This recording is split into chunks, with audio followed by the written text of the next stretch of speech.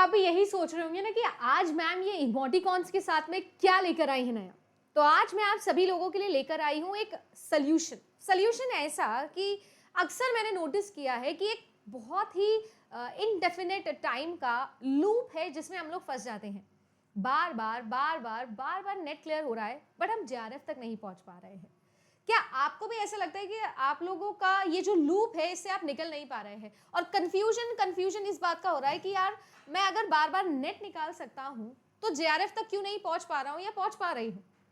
अगर आपके साथ में भी ये इशू होता है कि आपने एक अटेम्प्ट, 2 अटेम्प्ट, 3 अटेम्प्ट दे दिए और ज्यादा अटेम्प्ट दे दिए बट आप नेट तक नहीं पहुंच पा रहे, तो आपकी नेट तक की सफर और फिर अगर नेट हो गया है तो नेट होने के बाद जेआरएफ होने का जो सफर होता है ना कि आप बार बार नेट तो क्लियर कर रहे हैं बट जेआरएफ के लिए कभी 2 नंबर से, कभी 1 क्वेश्चन से, कभी 2 क्वेश्चन से, कभी 10 क्वेश्चन से रह जा रहे हैं। आपने पिछली बार नोटिस किया कट ऑफ एकदम चरम सीमा पे गई थी, एकदम हाईएस्ट। मेरे सब्जेक्ट की बात करूं कंप्यूटर साइंस की तो 218 कट ऑफ गई थी जनरल कैटेगरी की। तो क्या आपको भी ऐसा लग रहा है कि आप इस लूप में फंस रहे हैं? तो मैं आप सभी लोगों को एक सोल्यूशन देने आई हूं और उसके साथ साथ एक आपको बहुत बेहतरीन ऑफर भी देने आई हूं। सोल्यूशन ये है, मेरे हिसाब से कब हमें हमारी जर्नी स्टार्ट करनी चाहिए या कहां से हमारी जर्नी हमें स्टार्ट करनी चाहिए वो प्लान करना बहुत जरूरी है। आप लोगों के लिए best opportunity UGC net examination की प्रिपरेशन को स्टार्ट करने का होता है।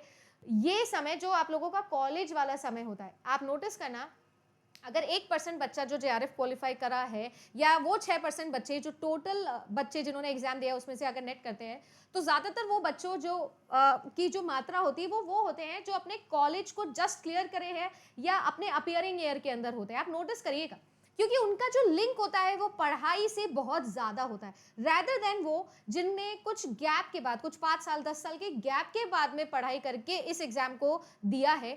कंपैरेटिवली उन बच्चों का जो कि अभी रूटीन में चल रहे हैं पढ़ाई के, उनका सिलेक्शन ज्यादा होता है। अब मैं आपको ये तो नहीं बोल सकती कि दोबारा से कॉलेज में एडमिशन ले लो, अपियरिंग ईयर में आओ फिर जाओ, जी नहीं। मेरे कहने का ये मतलब है कि इट्स ऑल अबाउट रिदम। आपका माइंड कैसे रिदम में है, कितनी सारी चीजें हैं जो आप ग्रेस्प कर पा रहे हैं, कितनी सारी ऐसी चीजें हैं जो आपके नेचुरल बिहेवियर में आ गया, आपके सबकॉन्शियस के अंदर आ गया है और उसके लिए आपको ज्यादा समय नहीं, मात्र 21 दिन का समय लगता है। तो मेरे अकॉर्डिंग आप सभी लोगों को वो 21 दिन जो है वो लग जाना है और अपनी बॉडी को और माइंड को रिदम में लाना है। चीजें समझ में नहीं आएगी, कोई बात नहीं है, समझने के लिए ही पढ़ रहे हो। चीजें सॉल्व नहीं होगी, क्वेश्चन सॉल्व नहीं होगा, कोई बात नहीं है। अपने आप को वो मोटिवेशन दो, अपने आप को वो सेल्फ कॉन्फिडेंस दो कि कोई नहीं, मैं लगा रहूंगा। 21 दिन चुपचाप जैसे आपको टीचर बता रहे हैं वैसे करते रहो या जो आपकी बुक कह रही है वैसे आप करते रहो। और मेरे लिए सबसे आइडियल पोजीशन ये होती है कि do not M net.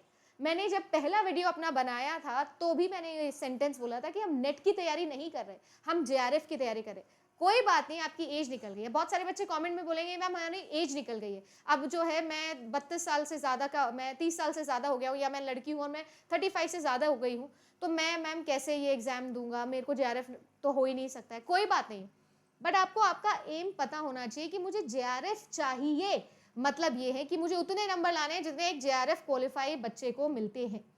M high, plan accordingly, आपका सिलेक्शन होगा। And do not aim for NET, aim for JRF. ये मत सोचना कि यार केवल नेट भी हो जाए तो चल जाएगा, चलाना नहीं है, सिलेक्शन चाहिए है, अपना हक छीनना है। उन 1% में आना है पूरे इंडिया में से, उस 1% के अंदर। मैं भी आपको यही एडवाइस करूंगी और आप अपने आप को भी कभी सोच के समझ के बोल के देखना कि आप क्या केवल नेट करने से सेटिस्फाई हो जाओगे। अगर आप ऐसे हो तो मत करो, कोई फायदा नहीं है। अपने आप को बड़ा सपना दिखाओ और जितना ज्यादा आप उस सपने के लिए दौड़ के काम करोगे, जितना पैनिक आपको होगा कि यार ये कैसे होगा, ये कैसे होगा, उतना बेहतर है क्योंकि आप हमेशा एक्टिव स्टेट पे रहोगे।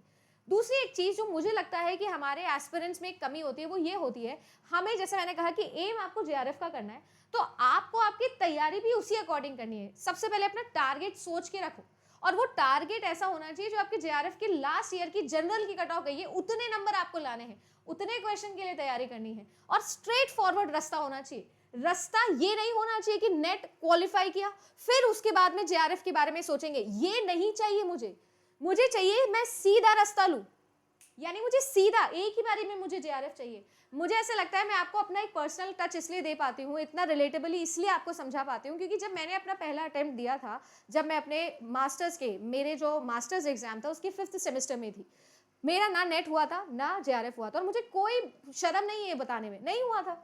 बट जब मैं अपने 6th सेम में आई और जब मैंने अपने इस एग्जामिनेशन को दिया, जैसे ही मेरा रिजल्ट आया दिसंबर अटेम्प्ट 2019 के अंदर, तो मेरे दोनों क्लियर हुए सीधा, क्योंकि एम ही क्या था, एम ही यही था कि अपन को हाई एम रखना है, और मैंने वो लूप नहीं क्रिएट करी।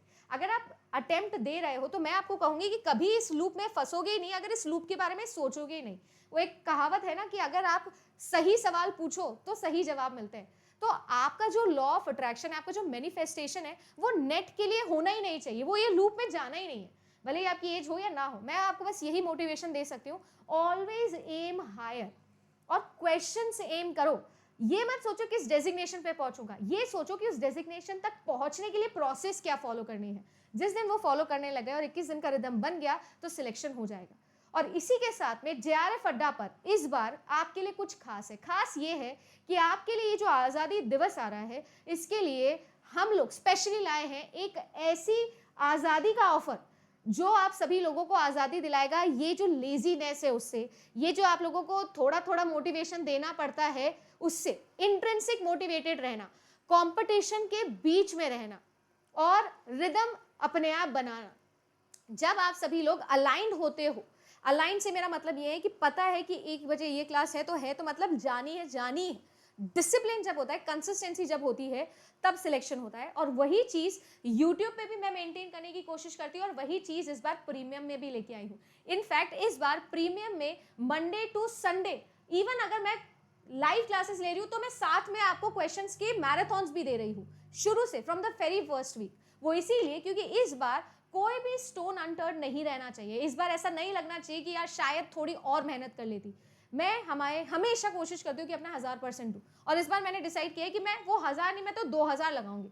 देखते हैं कैसे सिलेक्शन नहीं होता। अब तक 10,000 पेड बच्चों को पढ़ाया है और 8,500 बच्चों का सिलेक्शन दिया है, और वो सब बच्चों का रिकॉर्ड मेरे पास में। अब मैंने ये डिसाइड किया है कि उन बचे हुए को भी नहीं बचे हुए रहना है, और कोशिश करनी है कि किस तरीके से और ज़्यादा मेहनत मैं कर सकती हूँ, ताकि आप सभी लोग इन सभी हैबिट से, ये लेजीनेस से, ये नॉन डिसिप्लिन फॉर्म ऑफ पढ़ाई करने से, रिदम ना बनने से, हमेशा वो पैनिकनेस रहने से, वो एंजाइटी रहने से, कॉम्पिटिटिव वर्ल्ड में कैसे जाए, सीबीटी एग्जाम कैसे, इन सब प्रॉब्लम से आज़ादी देनी है। और इस आज़ादी के लिए, जैसा मैंने कहा कि लास्ट में ऑफर भी बताऊंगी, तो आप सभी लोगों के लिए ऑफर भी आ गया है। बहुत सारे स्टूडेंट्स हैं जिन्होंने बोला कि 21 जनवरी से जो प्रीमियम बैच हमारा स्टार्ट हुआ है मैम, वो हम नहीं ले पाए 20% डिस्काउंट पर। तो देखो 20% डिस्काउंट तो आप जानते हो कि एक ही बार आता है, कभी कभी आता है, बड़े बड़े त्योहारों पर आता है।